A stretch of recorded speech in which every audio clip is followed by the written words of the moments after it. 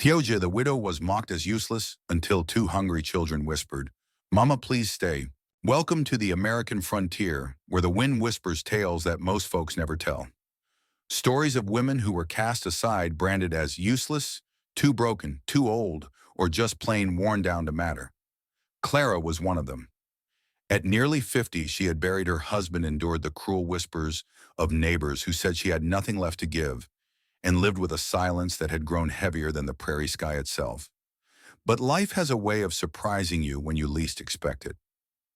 One evening, as the wind howled through her tiny clapboard house, two little ones starving, trembling, their faces smeared with dust, pulled at her skirt. They whispered words she never thought she'd hear again. "Mama, please stay." For years, people mocked her, turned their backs, told her she was a burden. But what none of them saw was the quiet strength she carried.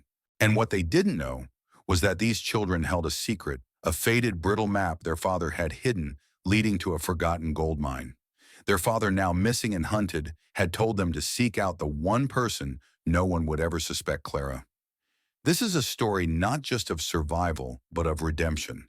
It's a tale where a widow mocked and forgotten is suddenly forced to decide, will she walk away from a chance at a new family and a new life, or will she risk her broken heart one more time? This tale is woven with tragedy and tenderness, with a hunger that is more than just for food. It's a hunger for belonging, for warmth, for a mother's touch. It asks us, can love still bloom even in the autumn of life? Can scars become the very map that leads us home? Stay with us until the very end. Because hidden inside this quiet, heartbreaking story is not only an ending that will surprise you, but also an untold secret from the frontier that few have ever known. And once you hear it, you'll never look at the word useless the same way again. The year the wind forgot how to be gentle, the townsfolk learned how to bite. Clara, 50 and widowed, stepped off the freight wagon with a carpet bag that wouldn't close and a spine that would not bend. Outside the depot, voices carried the way dust does everywhere at once. "Useless now," someone whispered. "Can't hitch sorrow to a plow." Clara didn't answer. She had the look of a woman who'd heard every version of that sentence and folded it into silence. The world had taken her husband in a late October fever, and then taken the room she rented above the saddler's shop, as if grief counted as a luxury. She found work where work could be found, mending seams that strangers had torn, cleaning lamps in the church no one claimed as home. Across the street, a tall man paused with a sack of feed on his shoulder. His hat brim shadowed his eyes, but Clara noticed the small grace in the way he set the sack down. No thud, no show. He tipped the hat once, like a nod to weather. "Ma'am," he said. Then he walked on toward a roan gelding and a slate-blue horizon. That evening, the boarding house turned her away. Too many mouths, not enough coin. So Clara slept in the depot's freight room with her carpet bag as a pillow and a hymn humming under her breath, because hymns don't ask for tickets. Morning frost silvered everything but hunger. The tall man was back, speaking with the station agent. He glanced toward the open door where Clara sat, warming her hands over a dented tin cup of coffee. "You aim to stay in town?" he asked, voice even as fence wire. "I aim to work," Clara said. "I'm Thomas," he replied, as if that were enough. "Got a ranch 12 miles out. Hands will be in next week for spring branding. A ledger needs taming. A stove, too. It's wages, not charity." Clara studied him the way you study a sky for storm. "I can cook for men without losing my pride," she said, "and I can make numbers behave." Thomas nodded once. "Supper at 6. We'll ride before the heat rises." He set a wrapped biscuit on the crate beside her, not close enough to pity. When he left the station, agent muttered, "You lucked into a kind one." Clara blew on the biscuit's steam and decided not to call it luck. It felt like something steadier, the way a river under ice still moves. At dusk, she climbed into the buckboard beside Thomas. The road unspooled like thin twine. Cottonwoods marked the river like old parishioners, silent watching. She kept her hands folded in her lap, as if to keep her heart from dropping. "Anything you won't do?" Thomas asked, eyes on the road. "Lie," Clara said, "and leave a table before the littlest one is fed." Thomas's mouth tilted, not quite a smile. "That'll do." The ranch gate swung wide with a hinge that didn't complain. Somewhere inside Clara, a hinge did the same. In a town that called her useless, Clara chose a road where her name wasn't a rumor. But what waits at a ranch where Thomas offers wages instead of pity? And why does the quiet in his voice feel like a promise she's afraid to touch? The ranch house rose from the earth like it had been planted there, timbers weathered to the color of dusk. Clara stepped down from the buckboard, her skirt brushing the dry grass, and followed Thomas up the porch steps. Inside, the air carried the scent of wood smoke and fresh bread, unexpected warmth in a place so wide with silence. The walls bore no finery, only shelves lined with books, ledgers and the kind of tools that earned their keep. A wide oak table anchored the kitchen scarred by years of meals and stories.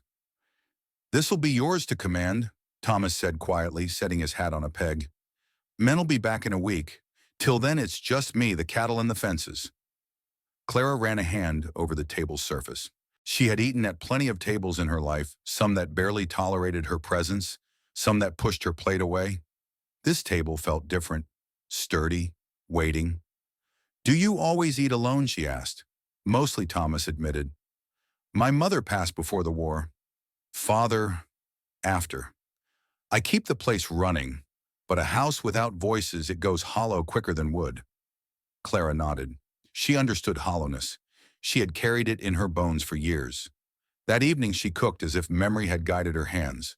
A pot of stew simmered, bread brown, slow in the oven, and the stove sang low. When they sat, Thomas bowed his head, murmuring thanks not only for food but for company. Afterward, as dusk gathered at the windows, Clara rinsed dishes at the basin. She felt the silence stretch, but it wasn't sharp. It was wide, like a blanket that had room for two. "You handle yourself like someone who's been running a home longer than I have," Thomas said, leaning against the doorframe. "I've been told I was more burden than blessing," Clara replied, her voice steady, though the memory still stung. Thomas's brow furrowed. "Whoever said that never saw the truth of you." She looked down at the dish in her hand, heat rising to her cheeks. She had forgotten what it felt like when words weren't daggers but bridges. Later, when she retired to the small room upstairs, she found a quilt folded neatly on the bed. Its stitches told of long nights' patient hands and care that expected nothing in return. Clara touched the fabric and felt for the first time in years that she had been placed rather than cast aside. Out the window, the prairie spread wide beneath a sky sown with stars. She whispered to herself not a prayer exactly, but something close. "Maybe there's still a place where my name means home." The house of silence had opened its doors, but as Clara settled into this new rhythm, she couldn't shake the question. Was she only a worker filling an empty table? Or could she be the missing piece of a man's unspoken longing? The days stretched into weeks, each one framed by dawn's pale light and the slow fade of evening. Clara rose before the rooster's crow, tending to chores she thought her body too tired to manage. Yet she found strength hidden like water beneath cracked earth. She swept, cooked, mended, and learned the rhythm of the ranch. But shadows walked quietly. At the market in town, whispers followed her. Women with lace gloves glanced at her broad frame and muttered words like useless, desperate widow. The words did not strike fresh, they reopened old scars. Clara carried her basket high, but inside her chest a storm gathered. That night she stood by the window of her small room, staring at her reflection in the glass. The woman looking back seemed worn, lined with years of being overlooked. She pressed her palm to the pane and whispered, "I'm more than this. Aren't I downstairs?" Thomas noticed her quiet retreat. He had watched her laughter return in small ripples, her care transform the house into a place that breathed again. But he also saw the moments she turned inward, as though listening to voices no one else could hear. One evening after supper, he spoke. "Clara," he began, his voice steady, "you carry yourself like someone carrying 100 pounds of sorrow. Who placed it on you?" Her fork froze halfway to her lips. For a long moment she couldn't answer. The truth sat heavy: years of a marriage where love was duty, not kindness. Years of being told she was too much, too heavy, too quiet, too old. Finally, she set the fork down, her hands trembling. "It doesn't matter," she whispered. "I've lived my years. People like me, we're not chosen, only tolerated." Thomas leaned forward, eyes burning with quiet conviction. Then they were blind. "Because every day I see you. Not just your work, not just your body, I see you." Her throat tightened. No one had ever spoken to her like that. Not her late husband, not her kin. And yet belief came hard when decades of dismissal had been etched into her bones. That night alone in her room, Clara wept not from sorrow alone, but from the terrifying hope that perhaps this man meant what he said. Hope she knew was as dangerous as fire. It could warm, but it could also burn. As the prairie wind rattled the windows, Clara wondered, was she brave enough to believe a man's kindness after a lifetime of rejection? Or would her old wounds keep her chained to silence forever? The storm rolled in on a gray afternoon, the kind that blotted out the horizon and turned the prairie into a restless sea. Clara had been out hanging laundry, the damp shirts snapping like sails in the wind, when she saw the first streak of lightning carve across the sky. She gathered the clothes with hurried hands, her heart thudding, a memory rising, unbidden, the sound of her late husband's voice sharp as thunder whenever storms came. "You move too slow, Clara, always too slow." She flinched at the ghost of it, though the man was long buried. Shaking her head, she carried the basket inside rain, already pelting the ground. By the time evening came, the ranch house was wrapped in the storm's howl. Thomas secured the animals, his coat dripping, as he stepped inside, boots leaving dark prints on the wooden floor. Clara met him at the door, offering a towel, her hands brushing his as she did. For a moment their eyes locked, two lives worn by weather, yet holding on. "Thank you," he said softly, his voice carrying a warmth that even the storm could not dim. They shared a quiet supper while the wind rattled the shutters. Later, in the flickering glow of the fire, Thomas leaned back in his chair and studied her. "You never talk much about your past," he said gently, "but I see it in your eyes, like you're bracing for a blow that never comes." Clara's chest tightened. The storm outside seemed to crawl into her veins. She wanted to remain silent, to keep her past buried under layers of endurance. But something in his tone, steady, patient, unjudging, broke the dam. "My husband," she began, her voice trembling like the glass panes in the wind. "He never raised a hand, but he cut me down with words sharper than any knife. To him I was a burden, a wife too plain, too heavy, too wrong. I stayed because that was what women did. We endured." Her eyes blurred with tears. She hadn't spoken these words aloud to anyone, not even to herself, in years.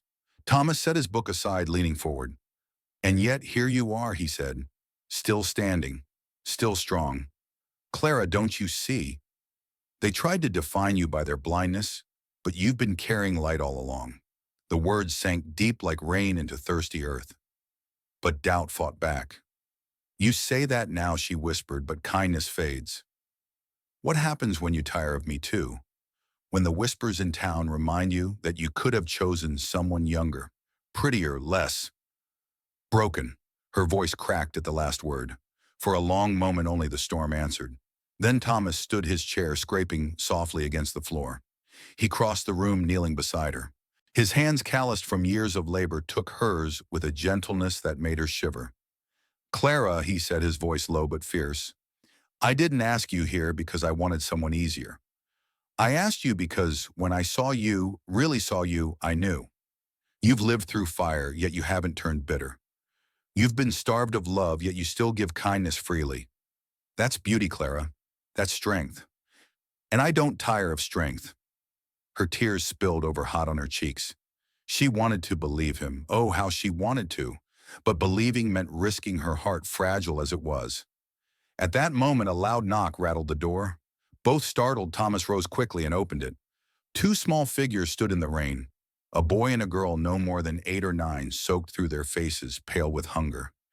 The girl clutched the boy's hand, her lips trembling as she whispered, "Please, we've nowhere else to go." Clara's breath caught. The children looked at her, and something in their eyes, fear, longing, hope, pierced her heart. Memories of her own younger self surged forward, the child who had once begged her mother to keep her safe, to make her feel wanted. Without hesitation, she pulled them inside, wrapping them in blankets by the fire. Thomas brought warm milk, his steady hands reassuring, as he crouched beside them. "Where are your folks?" he asked gently. The boy lowered his head. "Gone." That single word carried the weight of a grave. Clara gathered them close, her arms enveloping them, as though they had always belonged there. The girl's small voice trembled as she whispered into her dress, "Mama, please stay." The words struck Clara like lightning, not in pain but in revelation. She froze, then tightened her embrace. Her scars, her doubts, her long years of being unseen, all of it cracked open under the simple plea of two hungry children. She wasn't useless. She wasn't unwanted. Here in this house, battered by storms, two little souls had already claimed her as their own. Thomas watched his eyes glistening, and in that moment he knew the walls around Clara's heart were breaking. Not because he had torn them down, but because life had placed something in her arms too precious to deny. The storm outside began to ease, thunder retreating into the distance. But inside, a different kind of storm had passed, a release, a breaking of silence, a glimpse of hope. As the fire crackled and the children slept in her arms, Clara realized the life she thought was behind her might only just be beginning. But was she ready to step fully into it and trust that love could be real? This time morning came with a gentler sky. The storm had passed, leaving the land washed clean, the prairie glistening under thin rays of sunlight. For the first time in years, Clara woke not to silence or dread, but to the soft breathing of two children curled on a quilt near the hearth. She lay still for a moment, simply listening. The boy's arm was draped protectively around his sister, as if even in sleep he bore the weight of keeping her safe. Something inside Clara's chest, something long dormant, stirred awake. When she rose, she found Thomas already in the kitchen sleeves, rolled up working dough with strong hands. The smell of fresh bread filled the air, mixing with the sharpness of coffee. He glanced up and smiled a smile that carried no expectation, only quiet joy. "They were hungry," he said softly, nodding toward the children. "They'll need steady meals and steady love." Clara swallowed against the tightness in her throat. "I can give them that," she whispered. Thomas's eyes lingered on her, warm and steady, as if he had been waiting to hear those very words. Over the days that followed, the ranch shifted into something more alive. Clara found herself moving with a new rhythm, not out of duty, but out of a quiet gladness. She taught the little girl Anna how to mend a tear in her dress, guiding her small hands with patience. She showed the boy Luke how to gather eggs without startling the hens. At night she read aloud by the fire, her voice smoothing the edges of their grief. Sometimes her words faltered, and Thomas would pick up the tale, his deep voice steady as a river. The children would lean against them, heavy with sleep, and in those moments the house felt less like walls and more like a home. One evening, as the sun sank low and painted the fields in gold, Clara sat on the porch with Thomas, watching the children chase fireflies. She let out a slow breath. "I never thought," she began, her voice trembling. "I never thought life could feel this way again. After so many years of being told I was less, I almost believed it." Thomas turned to her, his gaze tender but firm. "Clara, I don't see less. I see more. More heart, more courage, more of the kind of beauty that doesn't fade." She lowered her eyes, emotions swelling. His words brushed against old scars, not with the sting of reopening, but with the balm of healing. "But what if I fail them?" she whispered, glancing at the children. "What if they see me the way others did too? Plain too scarred, not enough." Thomas reached for her hand, rough fingers entwining with hers. "Then let them see the truth. That you've lived through sorrow and still choose kindness. That you've been broken and still choose to love. That Clara is enough. More than enough." Weeks slipped into months. Winter turned to spring, the land blossoming just as her spirit did. Clara laughed more freely, her voice carrying across the fields. The children began calling her Mama without hesitation, their trust complete. And Thomas steady, patient. Thomas never pressed, never demanded. He simply stood beside her, offering his strength like a tree that sheltered her from winds too strong. One quiet evening, as the children slept and the moonlight spilled across the wooden floor, Clara finally let herself speak the truth she had carried for so long. "Thomas," she said, her voice soft but sure, "for years I thought love wasn't meant for women like me. But you've shown me that love isn't about youth or perfection. It's about being seen and chosen. You chose me not in spite of my scars, but with them. And that is a gift I never thought I'd have." He rose, stepping closer, his shadow mingling with hers. "Clara," he murmured, "I would choose you in every life, 1,000 times over." For the first time in decades, she did not shrink back. She let herself be held, her heart no longer trembling in fear, but steady in hope. Years later, neighbors would speak of the ranch on the edge of town, the place where laughter carried across the fields, where a woman once mocked as useless became the heart of a family. They would say Clara had bloomed late like a wildflower in rocky soil, but that her bloom was no less radiant for its timing. And whenever someone asked her how she endured so much loss before finding joy, she would smile, her eyes soft with memory. Because even when I thought it was gone, she'd say hope was only waiting for the right moment to take root. As dawn lit the prairie and the children's laughter rose like a hymn, Clara finally understood she had not been punished by life, but prepared. But could she trust that this hope would last, or would the past still come knocking? The prairie was green again, rivers running full with spring melt. Clara had grown used to the rhythm of ranch life, the crack of dawn chores, the laughter of children at play, the gentle steadiness of Thomas beside her. For months she had lived in a peace so new it still felt fragile in her hands. But one afternoon, as she hung linens in the wind, a dust cloud rose on the road. A wagon approached, and the sight of it sent a ripple of unease through her chest. When it stopped before the house, Clara's breath caught. Stepping down was her brother Richard, the same brother who had mocked her weight, who had spat the word useless at her more times than she could count. Behind him stood his wife, lips pursed as though she'd tasted vinegar. "Clara," Richard said, pulling off his hat. His voice was smooth, too smooth. "It's been years." She held the clothespin tighter than needed. "Not long enough," she replied, her voice quiet but firm. At supper that night, they sat stiffly around the oak table. The children whispered, sensing the tension. Thomas watched closely, his gaze never leaving Clara. Richard cleared his throat. "We heard tell you've done well for yourself here. Quite a spread. Quite a man you found." Clara said nothing. His wife leaned forward, eyes sharp. "Funny, isn't it, how quickly fortunes can turn? When you left the town, said you were finished, a spinster cast aside, and yet here you are, living better than all of us." The words landed like barbs. Old shame pressed against Clara's ribs, the memory of every cruel whisper from her past. She wanted to shrink, to disappear into the floorboards. But then she felt Thomas's hand brush against hers under the table, grounding her like a tree's deep roots. Richard leaned back, his tone shifting. "Truth is, we're in trouble. The store's near bankrupt. We thought perhaps you might help. After all, family should look out for each other." The irony stung. This was the same family who had cast her off, who had traded her dignity for convenience. "You called me a burden," Clara said, her voice trembling but steady. "You said I ate too much, gave too little. You married me off like livestock, and now you come asking for help."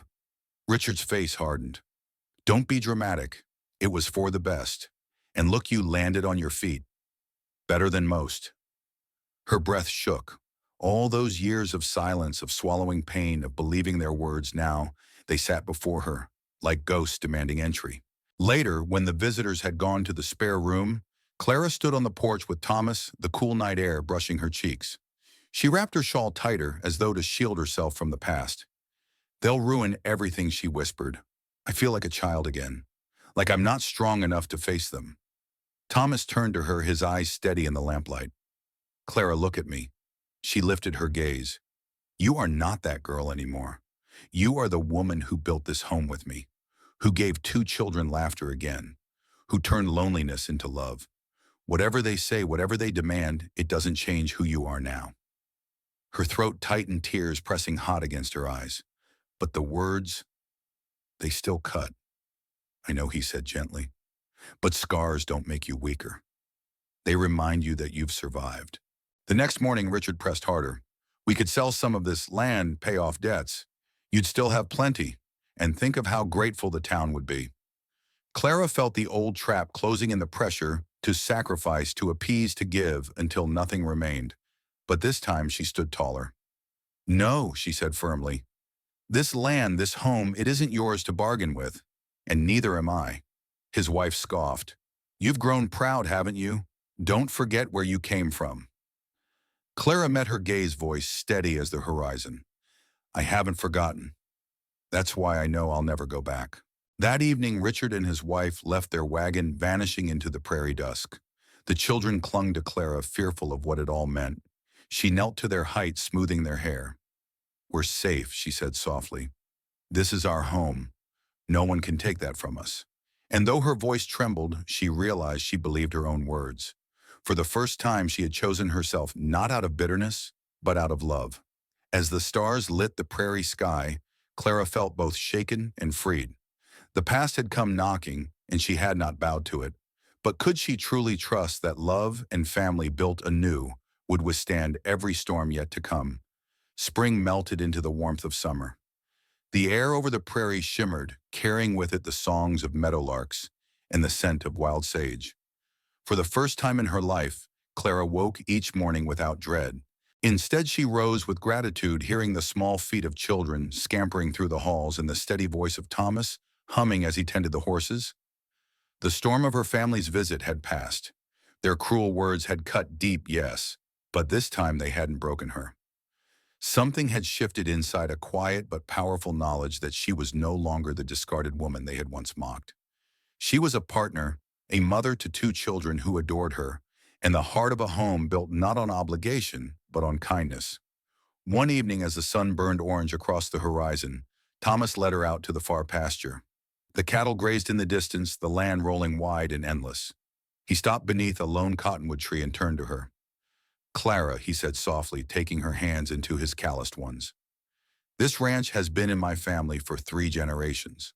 I want it to be in yours too, not just by law or name, but by love. You've already given me more than I ever dared hope for. Will you let me give you the same?" Tears blurred her vision. She remembered every rejection, every harsh whisper, every moment she had been told she was too much or not enough. And yet here was a man who saw her, truly saw her, and wanted not to change her, but to share his life with her. "Yes," she whispered, her voice breaking into a smile. "Yes, Thomas, this is home. You are home." The children ran to them, then arms tangled around Clara's waist, laughter ringing like church bells across the field. And as the wind rustled through the cottonwood leaves, Clara realized something extraordinary. The scars of her past would always remain, but they no longer chained her. They had become the map that had led her here, to love that healed instead of wounded, to a family she had once thought impossible. She had not just survived, she had bloomed. In the golden light of that evening, Clara knew hope was not only for the young, it was for anyone brave enough to believe that love could find them still even after a lifetime of sorrow. And she held that hope close, not just for herself, but for every soul who had ever been told they were unworthy. In the quiet hush of the frontier, when the dust settles and the laughter of children fills the air, we are reminded of something simple yet profound. None of us are ever truly useless. Even when the world tells us we have nothing left to offer, love has a way of revealing the truth that kindness, patience, and presence can heal wounds deeper than time itself. Clara's journey from being mocked and dismissed to being called mama by hungry little voices reminds us that our scars and struggles are not the end of the story. They are the soil where resilience grows, where hope can take root, and where unexpected love can bloom even in the autumn of life. And perhaps that's the gift this story leaves with us, to keep our hearts open, no matter the season we are in. Because love often comes quietly in the very moment we stop believing it ever will. If this story touched your heart, I invite you to stay with us here at None. Wild West Saga. Subscribe for more stories of redemption and unexpected grace. Share this with someone who might need a reminder that hope is never wasted. And now I'd love to hear from you. Would you like to see more stories like this? Or perhaps follow Clara's journey further? Leave a comment below. I read them with care, and your words shape the next stories we tell together.